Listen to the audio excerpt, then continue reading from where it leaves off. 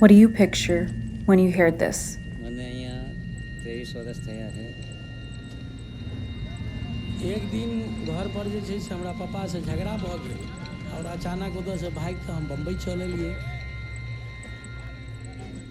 আমার পেটে বাচ্চা ছিল তো আমি কাউকে বলিনি তো কাউকে বলিনি তো আমি এক ঘরে Perhaps talking heads facing a camera, competing with the background noises of a city, maybe something like this.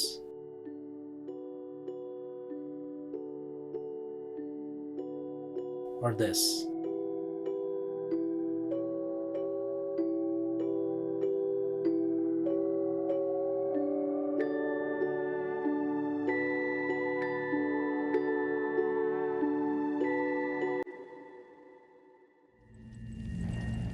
મને અહીંયા 23 વર્ષ થયા છે.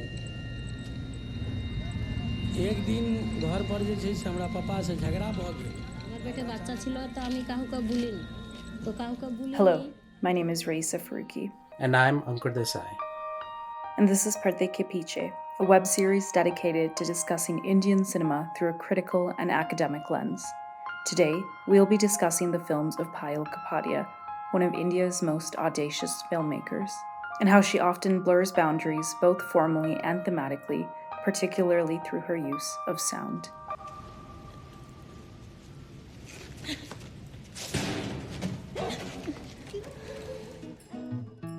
Working within the confines of Indian independent cinema, Kapadia has carved a unique identity among her peers as she depicts an Indian society with stark differences, contradictions, and experiences that challenge the hegemonic ideal of modern India. Starting with her short films made during her years at FTII, Kapadia has explored the intersection of labor, feminism, caste relations, and migration, and how humans navigate the myriads of systems in their lives. As such, her influences span across countries, genres, and modes. Yet, in their variety, they all bear her thematic and formal interests, especially the use of sound. Très chère petite fille, je suis on ne peut plus heureuse d'avoir eu des bonnes nouvelles et si vite. Et toi, tu ne m'as pas fait attendre et je me sens nulle. जब मैंने तुमसे पूछा था कि तुम ऐसा क्यों करते हो, तो तुमने कहा था मैं भूलना नहीं चाहता.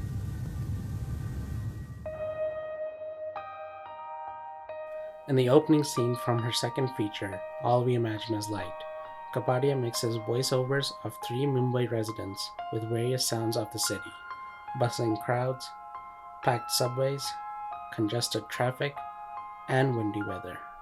Through this, Kapadia paints an overall experience of the main character Prabha, providing the audience a clear understanding of the space she occupies.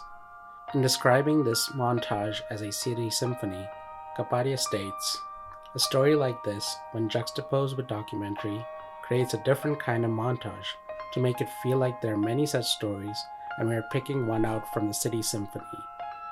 By rendering a stylistic choice often reserved for documentary films into a fictional story, Kapadia uses the blurring of boundaries between non-fiction and fiction to blur the boundaries between residences of Mumbai. In one of her earlier films, The Last Mango Before the Monsoon, Kapadia uses sonic textures and tones of an oncoming monsoon, layering them together on top of a series of nonlinear sequences.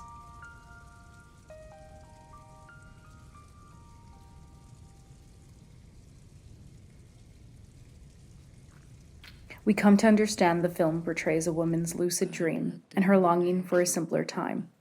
In this way, Kapadia uses sound as an editing tool to bridge between fleeting moments and memories.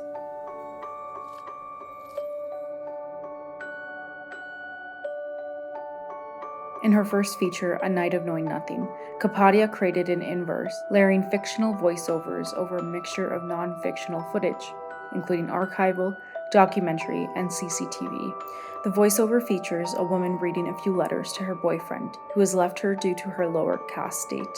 Kapadia juxtaposes this with news clippings of intercaste, religious violence, and ongoing political protest occurring during their relationship.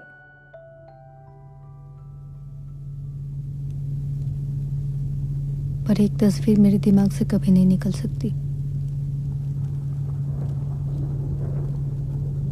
जनवरी 2016 की.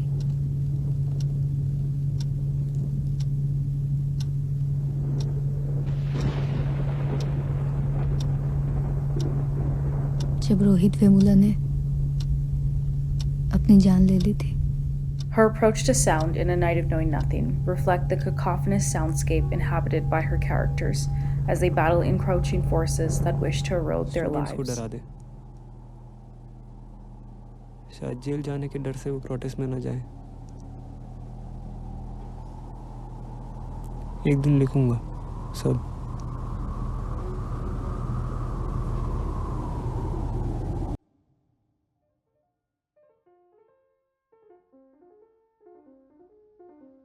The question of love, it's political everywhere, I think, but in India particularly so. And for me, all my films are about love and longing. Kapadia describes her films as a negotiation between interpersonal relationships and the larger politics of the country, and it's in her formal choices that she reflects this idea. It's Kapadia's use of sound where this negotiation stands apart, as she blurs the boundaries between what's real or dream, political or personal, and what is fictional or non-fictional.